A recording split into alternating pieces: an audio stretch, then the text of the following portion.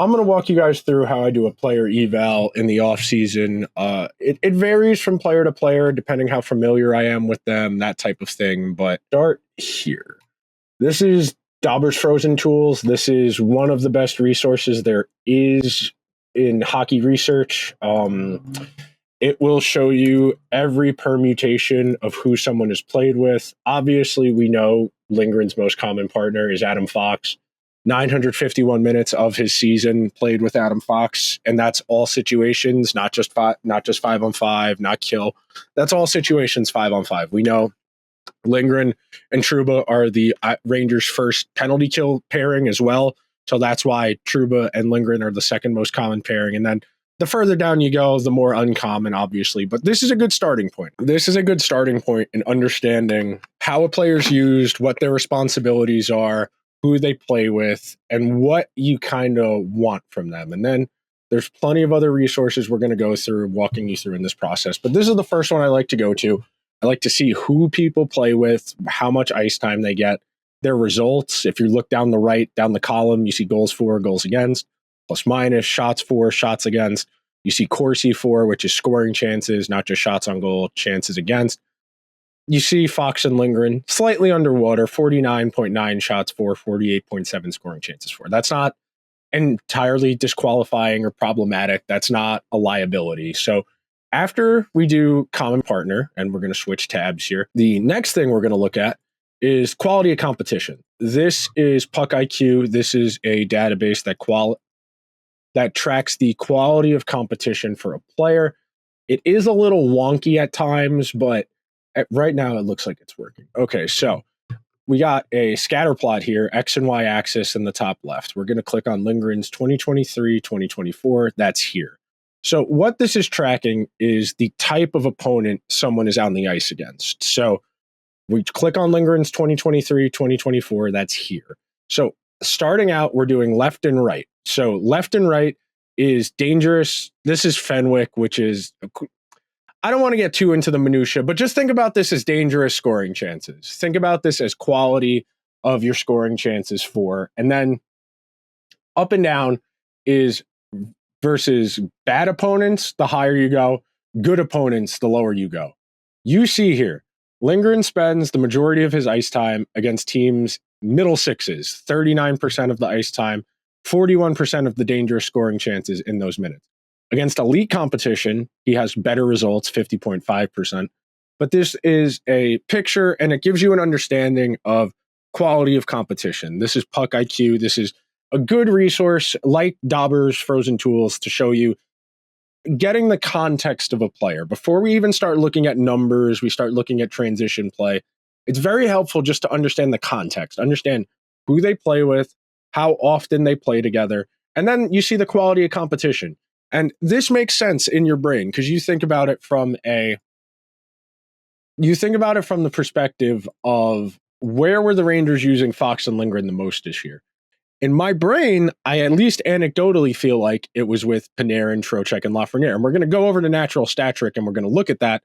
And we're going to go look over at hockeyviz.com, which is going to show us people's most common line mates. And this is the contextual background of understanding players. And I do think it's important to establish the context before we start evaluating a player's performance. And I'm going to switch over to the HockeyViz tab. I'm going to switch over to the Natural Stat Trick tabs in a minute. But pulling this up, you want to see who a player's most common forwards are. Because with defensemen, you can lose sight of what responsibilities are. So far, we've talked about his most common partners. So Fox at 5-on-5 and then Trouba, because they kill penalties together. We've talked about quality of competition they've played with. The majority of Fox and Lindgren's minutes were against middle competition, so second and third lines, not bottom six, not fourth lines. And they have good results in the minutes against quality competition, which you see there, 50%. And then good results against bottom fourth lines, 52%. So different tab. This is hockeyviz.com. This is another subscription service. You look down here, forwards with ice time. We're going to go to Lindgren. We know he plays a lot with Fox. And then we're going to look at the top. We're going to look at the heat map here. You see the blue, that means uncommon. So you look at Lindgren, not a lot of time with Cooley, with VZ, with Gaudreau, with Kakko. with Brodzinski, with Bonino, with Pitlick, with Roslovic, with Wenberg. Where is Lindgren's map hot? Where is it here and here? You see it with Panarin, Trocheck, Lafreniere, Kreider, Zibanejad. And then VZ Gaudreau, I would assume that's going to stem from end of game situations where Fox and Lindgren are out there towards the end of the game trying to salt it away as the team's best defensive pair. And that supports our working theory. You know, you heard me say anecdotally before I came over to this tab that it feels like they played the most with Trocheck, Lafreniere, and Panarin. And that makes sense. The Rangers use that group, that fivesome, to manufacture offense. That when this group is on the ice, we're going to do everything in our power to tilt the results in our favor, and that's going to make us a better hockey team. You think about it from the perspective of loading up, and this is something the Oilers have done to great effect in the playoffs this year. Now, the results that the Oilers get with Connor McDavid and Zach Hyman, with the Matthias Ekholm and Evan Bouchard pair, that's not going to be comparable to what you get from Fox, Lindgren, Trocheck, Panarin, and Lafreniere, but we're going to go over to Natural Stat Trick. We're going to pull up their very handy-dandy line tool and go from there. So this is Natural Stat Trick, another very good resource. We're going to start with regular season, and then we'll come to playoffs. So we go to regular season. We go to teams. We go to New York Rangers. We go to submit. Adam Fox, Ryan Lindgren, Alexi Lafreniere, Artemi Panarin, Vincent Trocheck. Oh, no, not Will Cooley. Vincent Trocheck. Okay. If this will buffer. There we go. Okay. So you see this fivesome, 233 minutes, 57% of the scoring chances, 57% of the shots on goal, 71% of the goals, 54% of the expected goals, 58% of the high danger looks, 11% shooting. You would say that's probably a little high, but you commiserate that with the high danger looks. You're going to get a higher shooting percentage when you're taking more dangerous scoring chances. So you start there, you get a baseline understanding of what the assignment is when Fox and Lindgren are out there. And we don't think of Lindgren as an offensive defenseman because he's not. He doesn't put up counting stats. He doesn't play on a power play, but he is used in a role that is incumbent upon some offense because of who he's playing with. Now, they play him with Fox because of his retrieval ability, because he's a little bit more physical, because he's okay blocking shots, and we're going to get there. We're going to go over to all three zones, and we're going to talk about transition play in a little bit. But you see that, and then we're going to change it. We're going to change it over to Zibanejad, Kreider, and we're going to leave that third spot blank because that spot rotated between Kakko, Wheeler, Roslovic, rotated between a few different people. But Kreider, Zibanejad, Fox, Lindgren. And we remember that Trocheck, Panarin, Lafreniere was about 230 minutes. See, this is about 220 minutes. And again, you're using Fox and Lindgren to try and maximize what Kreider and Zibanejad give you. 50% of the scoring chances, 60% of the goals, 52% of the shots. The expected goals, a little bit lower. They don't shoot as often, is the one thing I will say. Kreider and Zibanejad do not shoot the puck at as high of a rate as Panarin and Lafreniere. We go over to high danger, a little bit lower than the overall chances for, but still not inherently dangerous. 43 to 50 over 82 games is not the end of the world. But you go over here, high danger goals for, they won the high danger goals battle. And most importantly, they won the goals for battle. 12-8 in the minutes that fivesome was together. So we've done the context. We've got the most common forwards. We know who Lindgren plays with. We know the situations they're deployed in. Now we can start to look at the results individually for Lindgren. So I'm going to go back over to Natural Stat Trick. We're going to go to players. We're going to go to on ice. We're going to go to Rangers. And we're going to change this to rates because rates is going to qualify us to everyone else. My ring light died on me. Unfortunate, but this is the Rangers team. This is this is the playoffs. So we want to go regular season. And we will do playoffs a little bit separately. So bear with me here. We want rates and we want it for the regular season. So this is qualifying it in terms of rates, meaning over a 60-minute span. The reason you do that to compare statistics is because not everybody plays the same amount of minutes. Because guys play more minutes than others, and because there are different responsibilities commiserated with those minutes, we use rate stats to compare guys who play fewer and more minutes. You think about, I don't know how far removed some of you guys are from basic math, but you can't add or subtract fractions without a common denominator. That's why we put everything over 60 in this case. So we're looking at the Rangers rate stats for the regular season this year. You see Panarin, you see Lafreniere, you see Roslovic very high up there. That's smaller ice. You see he's here 69 chances per 60 minutes. That's only 12 minutes a game. Up here, 15 minutes, 71-70. This is 5-on-5. This is 5-on-5, not all situations. So we go down.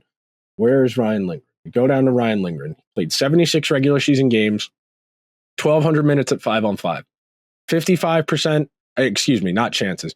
48% of the scoring chances, playing at a reasonably high rate. And that's the key here to understanding these rate stats. As you go down the line, you still have the percentages, but these are the rates. And you got to remember, Lindgren doesn't play as much as some of the other defensemen here. I'm going to change tabs real quick.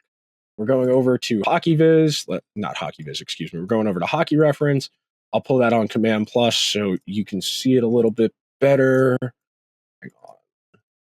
Okay. That might be a little on the big side, but that works for our purposes. So, Fox, most commonly used defenseman. Miller, second most. Trouba, third most. Lindgren, fourth most. 19-21 a game. And that is about where you want a guy like Lindgren, who's not playing on the power play, but is on your penalty kill. And you got to remember, the reason Fox is here is because he does both. The reason Miller is here is because he does both. I know that second power play unit didn't get out there a whole lot, and I know Gustafsson was out there a good chunk, but Miller kills penalties and occasionally got out there on the power play. Trouba's out there because he kills penalties. That's why he's up here. Lindgren is here. That tells you that a little bit less in responsibility, that at end of games, they would probably rather have Trouba Miller out there, but on occasion, you're going to have Lindgren and Fox out there. So that's that. And then we go back over to Natural Stat Trick. We got to change tabs. Okay, Restream's doing that pretty smoothly. So we come here. The gap in between the underlying results and the actual result is what's interesting. You see 2.27 expected goals for. That's not a lot of offense. If you scale that out, that's on the lower end for the team, Not all the guys above him played comparable minutes, Brodzinski, Zach Jones, Gustafsson, Roslovic. Not all of those guys are playing comparable minutes. We said Lindgren was at about 19 minutes, 19 minutes all situations. He's about, I want to say 16 minutes of 5-on-5 per game. So a gap between expected results and actual results. And we look at the high danger, giving up a little bit more. The key here, we're looking at save, 93% save percentage. That's good. 9.68 shooting. That's good. And remember, we said it's okay if the shooting percentage is high if we're creating more dangerous offense. Now, Lindgren himself is not creating a lot of dangerous offense. We're going to go over to Lindgren's himself tab here. And if this will load, okay. So the difference between individual and on ice is everybody Lindgren plays with. So that includes the forwards, that includes his partner, whether it's Fox, whatever. On ice is everything. On ice is everybody he's playing with. Individual is just Lindgren himself. That's why if you look at the goals tab, 0.07, blah, blah, blah. You look at the shots, he's not shooting the puck a lot. That's good for the Rangers. The Rangers don't want a low percentage shot when he's out there because you got to remember who he's playing with. He's playing with Fox, Trocheck, Lafreniere, Panarin, or Zibanejad, Kreider, and whomstever, whether it's Roslovic, Wheeler, Kakko, etc. You want Lindgren out there to play defense and retrieve the puck. And we're going to get to puck retrievals in a minute here. But understanding Lindgren's responsibilities is important. It's important we talk about the context of Lindgren's responsibilities because that's where we can get a better understanding of where he might be able to improve. Because if the Rangers are going to give him an extension, which by all accounts it does seem like they're going to, they're going to need more from him. They're going to need him to be a better complement to Adam Fox. They are going to need him to help with chance prevention more than chance creation. I'm not asking Ryan Lindgren to be a facilitator. I'm not asking Ryan Lindgren to make the Rangers offense go. That's not his game. We all know that. We know he's not going to make magical plays happen. But he does need to be better at preventing scoring chances against, and that's why we're going to go over to all three zones. And we're going to pull up some of the stuff to help get a better understanding of where he is successful. So let's do this. Let's do this. Okay. That looks like a reasonable size. So shots and passes, high danger, rush, forecheck, entries. Okay, this is where we want to start. We want to start with retrievals. We look at the Rangers. Left to right is retrievals, botched retrievals, and failed exits, which means unsuccessful zone exits, which means the puck goes into the Rangers zone and the defenseman in question goes to play it, and they either lose the puck battle or they try to clear the puck and fail to clear the puck out of the zone, and the other team maintains possession. Up and down, retrievals leading to exits. So how many times do they get the puck and the Rangers get out of the zone cleanly in this case, because we're talking about Rangers defensemen. So you see, left to right, you want to be closer to the right, and retrievals leading to exits, you want to be top right. And it's not a coincidence. You look at the best players. We've got Cale Makar, Adam Fox, Charlie McAvoy, Grizzlick, I'm surprised to see up there. Pietrangelo, you're not. Dante Favreau, great stats. Brock Faber, very good season. Shea Theodore, Samuel Girard, Shea Theodore, Marcus Pettersson, underrated player. Dmitry Orlov, quality player. You want to be up here. John Marino seeing up there is funny, but Erik Karlsson, Miro Heiskanen, you want to be in this top right corner. And Lindgren's pretty close to the middle. He's pretty close to above average in both. If you are in this top right quadrant, you are above average at both. If you're in this bottom right quadrant, that means you get the puck out relatively cleanly, but you don't do it a lot. That's the key here. The higher you are up, the more you're going to get the puck out. It's not a coincidence. Adam Fox is the Rangers' best guy at both. Lindgren's here. He's at about an average number of fails, which not the end of the world, and he's above average at retrievals that lead to exits. Now, you got to think about it mechanically. When Lindgren gets the puck, more often than not, his mental clock is telling him, okay, I got to get this puck to Fox. We got to get out of our zone. That's the key to understanding this chart. You look at Schneider, Trouba, Gustafsson, Miller. This is one of the better years for the Rangers. Like, I'm going to click down to 2022, 2023 for the Rangers, and it'll buffer. And you see Mikkola on the below average side, Trouba below average, Schneider below average, Ben Harper below average. Over here, Hayek not playing a lot of games, able to get juice stats. Miller below average at failed exits. That's partly because he's playing with Trouba. Zach Jones, somebody who we know can move the puck. He's quality, not a lot of failed exits. Adam Fox, unsurprisingly, top right quadrant. You want to see something funny? Let's look at the one from 3 years ago. A lot of non-exits. These guys, Nils, Libor, Nemeth, unable to get the puck out. Not a lot of failures, but unable to generate a lot of clean exits. You look at this, Trouba, more fails than clean exits.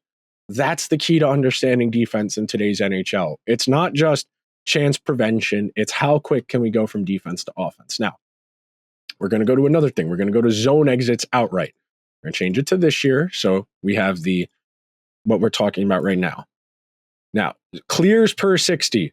Those are your alley-oops. Those are your rims along the boards. Those are your prayers. That's just get the puck out of there and pray for the next sequence. You're talking about the y-axis, the up and downs. That's exits with possession. So that can be either passing it out or that can be skating it out of danger. You continue along. You see where Lindgren's at. He's above average in terms of clears, which means he's not exiting the zone with possession a whole lot. Unsurprisingly, Adam Fox is in the top right quadrant where he's both clearing it out when he needs to, but more importantly, the Rangers are exiting with possession, which is the key here. You see some of the guys, Dahlin, Weegar. That Sebastian Aho is an interesting idea. I would not be opposed to that Sebastian Aho on the Rangers.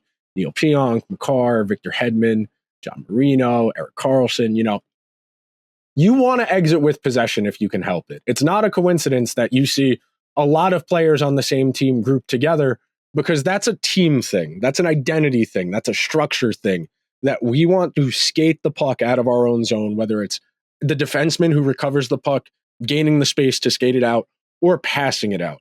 That's the key to understanding that. You look around some of the stats, you see where Lindgren's at. More clears than exits with possession. Now, we know he's playing most of his minutes with Fox. That means Lindgren himself, more often than not, isn't going to be the one who's responsible with breaking the puck out. So we can take that context. We can take that context and say, yeah, Lindgren is the lowest on the Rangers in terms of exits with possession per 60, but we also know that he's playing with Adam Fox, who is their best at exiting the zone with possession. So that's something to keep in mind there. So at face value, yes, you would like Lindgren to be a little closer to the x-axis, the one that's going left to right. But be that as it may, being that he's playing with Fox, it is not as big of a deal. Now, let's go over to our next step. Let's talk retrievals. This is one of my favorite things to talk about. Schneider, Lindgren. Okay. Retrievals per 60. This just means having to go get the puck. This does not mean exiting with possession. This does not mean winning the puck. That is just how many times do they have to go get it. You see, teams are dumping in, and Schneider goes to get it, Lindgren goes to get it, Trouba goes to get it. Breaking out, Fox, Miller, Gustafsson. That makes perfect sense. If you think about the Rangers' defensive pairs, and I talked about this a lot on the podcast on Monday, each guy has a role. You have a mover and you have a retriever. The Rangers guys are extremely defined in their roles. Fox is their best puck mover. Gustafsson is a puck mover. You see exits with possession and retrievals. Exits with possession, you want to be closer to the right. You see Thomas Harley, very good second season in the league. Erik Karlsson, this is probably John Marino, yeah. Quinn Hughes, I don't know who that is in all honesty. Grzelcyk plays with McAvoy. Hampus Lindholm, same thing. Neil Pionk, Kenzie Weegar, Deline, this is probably, Josh Manson. Alex Vlasic had a very underrated season this year. Derek Forbort, that's a team thing, not necessarily a Forbort thing.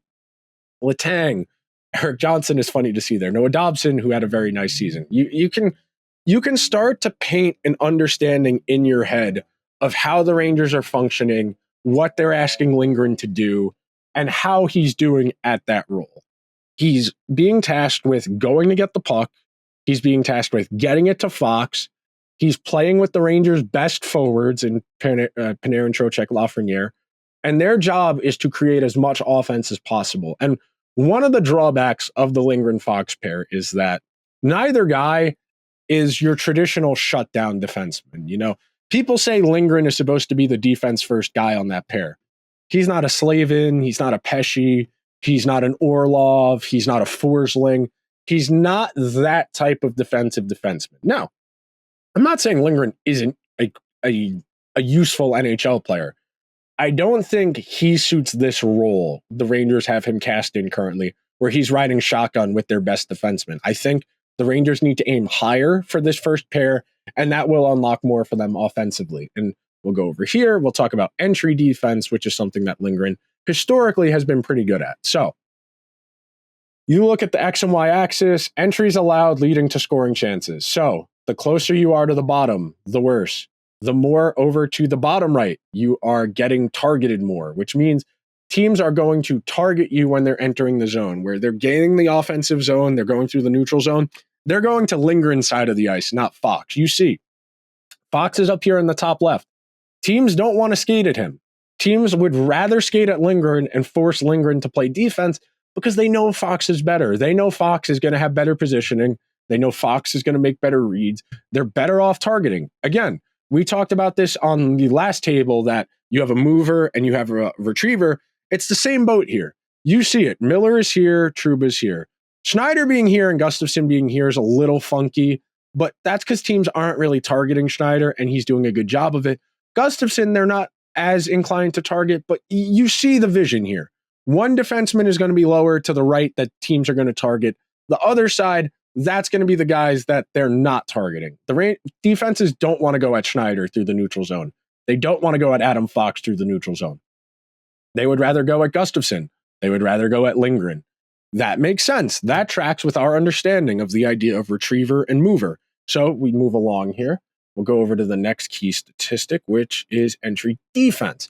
So this is in terms of how they are at preventing the other team from gaining the zone. So entry denial, which means when someone is skating at you, are you able to break up the play and force them to circle back or force a change in possession? And then we go over carry against, which means How often does the other team skate the puck past you on your side of the ice? And again, we get a clear understanding that because of partnerships, because of who plays with who, they're going to often be diagonal from each other.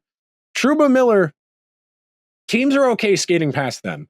Teams have success skating past them. You see, Trouba's in close to the bottom, which, and again, this supports what we know. When Trouba doesn't line up that big hit in the neutral zone, when he doesn't go aggressive, he's very conservative. He pinches back, he pulls back, and he waits till that last possible minute to try and break up a play.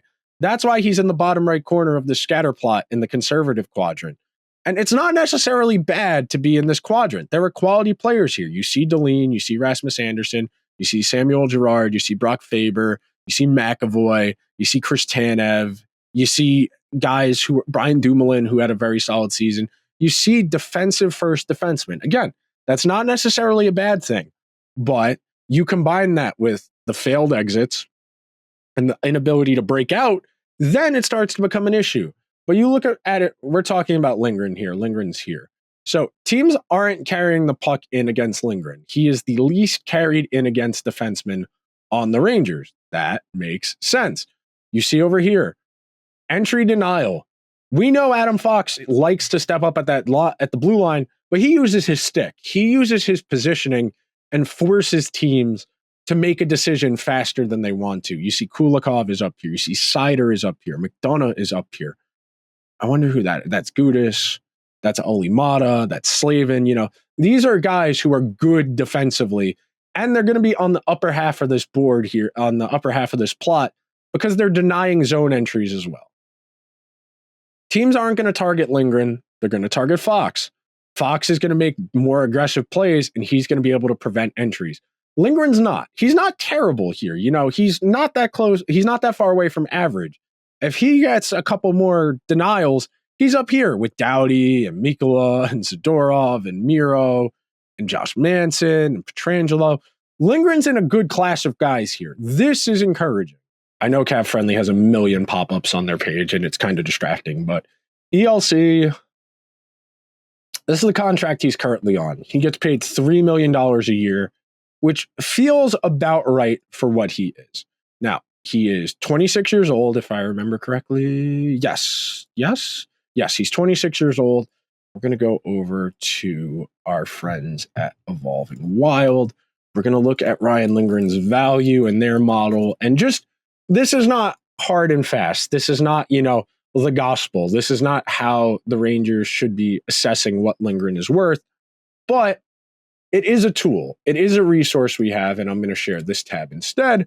So this table here is from Evolving Wild, a very useful resource, and we're looking down here. So SPAR stands for standing points above replacement, meaning replacement level player. And a replacement level player would be the seventh defenseman you call up from the AHL, and that's not a Zach Jones. That's more of a Ben Harper type. You're not expecting anything from them. You're just expecting them to be able to play in the game, and that's it. So in his career, Lindgren has given the Rangers a lot of value. You look offensively, 1920. The Rangers played at the highest tempo in the league, one of the highest tempos in the entire league that year. It's not a coincidence. That's also the highest value offensively. You see offense, defense, penalties, value, $7.2 million, $7.2 million. We go down the list and you look down further. Last year, the most valuable year Lindgren has given the Rangers in his career. You see 3.3 offense, 5.4 defense. Lindgren is a defense first guy, but you put that in comparison to this year, where significantly less, almost 6 full points lower defensively than a little more offense, significantly worse defense. They don't have the values out for this year because they haven't done the end of year math yet, and that's fine. But I do think this is worth bringing up, the fact that Lindgren had a real setback in his career for the first time. And we look at goals above replacement. Fox, Panarin, Trocheck, Kreider, Zibanejad, Lafreniere, Schneider, Gustafsson, Miller, Brzezinski, Lindgren. Okay, blue. The color blue, dark blue. That is even strength offense, goals above replacement. That's good. 3.4 above replacement. Defense, -2. This is a defense first defenseman. you would want him to be on the positive half of that chart. You see, Schneider gives them 3.3 offense, 0.9 defense. It is hard to provide excess value defensively because defense is inherently harder than offense. You can see this is not good. Expected goals for, chances for, that's not good. The goals against is not as bad, but again, you want these numbers to be closer to the middle. A Z score of 0 would be completely average. -3, that means he's worse than like 90. I think it's 98.6. I think is 3 standard deviations away from the mean of performance in that statistic. So whatever that expected goals for, significantly below average. But because this is an outlier season, I want to qualify that that's an outlier season. You look at last year, significantly better. The year before that, better on these stats, not so much the other ones. But you look here, this is not good. That is a sign of a player who is either declining or put in a situation where they're not as successful. And we know the Rangers changed a lot of their defenseman responsibilities. We saw Lindgren making more pushes towards the net this year. We saw that a lot in the playoffs, especially against Carolina, where Lindgren's going to overlap the winger on his side, try and get the puck behind the net to maintain zone time. Lindgren set up a goal in the Carolina series where he did that. The Rangers do not have the luxury of messing up here. They don't have a ton of cap space. Like, let's go over to their cap friendly page and show you. So this is where we're at right now. I can make that a little bigger for you on stream. That's a little too big. Okay, that looks like a reasonable size. So this is the bulk of their money. It's these 3 guys. Trocheck you could put in there too. So it's those first 4, Trocheck, Kreider, Zibanejad, Panarin, Fox, Trouba, and Shesterkin. Those are their expensive players. We come down here, we look at Ryan Lindgren. He's a restricted free agent who is arbitration eligible. He is 26 years old. He can be an unrestricted free agent next summer at 27. If the Rangers want to hardball him, they can take him to arbitration, 1-year deal. He walks to unrestricted free agency next year. They could trade him. They can give him an extension. Of those 3 in order, I think extension, trade, arbitration, in all likelihood. I think the Rangers, they really value continuity, maybe to a fault. And I think there are people within the organization who feel that part of Fox's success is the fact he's played with the same partner for so long. And I do think that's reasonable. I do think you can say that because they have such familiarity together, that replacing Lindgren would prove to be difficult. That if you're going to replace those 1,200 minutes Lindgren played this season, and they're coming with your best players, with Fox, with Trocheck, Panarin, Lafreniere, you're going to have to integrate somebody relatively quickly. And there's no slam dunk opportunity here to improve your team. I'm trying to think of a comparison, there's no Gus Forsling, That's the type of player you want to partner with Fox, a defense first guy who's actively good at preventing shots against. The Rangers need to find a way to maximize Fox, Panarin, Trocheck, and Lafreniere's minutes. When you play them with a defenseman like Lindgren, who is inherently reliant on his partner and his line mates to do the work, you're going to have a more difficult time. In an ideal world, you get Fox a partner who is money at retrievals and can actively suppress scoring chances against. In a vacuum, you drop Forsling, a Jacob Slavin, you drop a left-handed Chris Tanev, you drop that type of partner with Fox, you're going to get a lot better results. And I know the Fox results are good this year. We looked at the natural stat trick, the 57% of the goals for. They did a really good job this year playing that group together. That said, if you want to maximize them, which you're going to need to if you want to beat a Panthers in the Eastern Conference Finals, if you want to beat a Lightning 2 years ago, you need to get even more out of your good players, and you need to improve on the margins. It's not just improve on the margins. It's how do we get more out of guys that are already here? I know the Miller-Fox pairing has been a pipe dream for a lot of Ranger fans for a few years now. I think that could work. I think if Miller accepts he needs to be a little bit more defensive, they can do that. I think the problem is Miller playing with Trouba, both of those guys think they're offensive defensemen. Trouba is neither. Trouba is just a puck retriever at this point. He is not suppressing scoring chances against. He is not breaking the puck out. He is not running a power play. He's not He's not Zadorov. He's not Quinn Hughes. He's not Makar. He's not a guy who's going to score 12, 13 goals in a season. To maximize Fox, you need to give him a partner who's going to be able to do the heavy lifting, who's going to be able to win those puck battles, who's physical, who can block shots. Ryan Lindgren does that stuff, but not at a very high level. Ryan Lindgren on his current contract at $3 million a year is fine. You got a little more than excess value on him. I don't know if Lindgren at $5 million a year, 4.5 a year is going to be positive value for you. And that's the real conundrum here. If you take him out, you need to find a top 4 defenseman who can kill penalties and play with your best defenseman. It's why I said last week on the show right after they lost to Florida, and then on the show this week, there's no easy decision here. I need the Rangers to get better for my own sanity. I don't know if the Rangers are ready to plunge into okay, we can accept Lindgren's not good enough, but what do we do now? I don't know if they're ready to have that conversation. But I think that'll just about do it. I am going to get ready to go to the gym and get my stuff together to go get in a good lift. Leg day, unfortunately. But I hope this was illuminating for you in some way and how you do a player evaluation, what publicly available resources there are to enhance your understanding. Because ultimately, as this person revs their Honda Civics through my intersection, when you have as much information as that's out there, and as we know, the NHL does not want you to be smart. The NHL wants you to eat their slop. They don't want the salaries out there. They don't want you to question their authority, people in positions of authority. You have information. Make yourself informed and don't just eat whatever your favorite team is telling you. Ryan Lindgren is a good hockey player. His value stems from the fact he was underpaid. Once you have to pay him market value, the Rangers are probably going to be on the losing end of that proposition.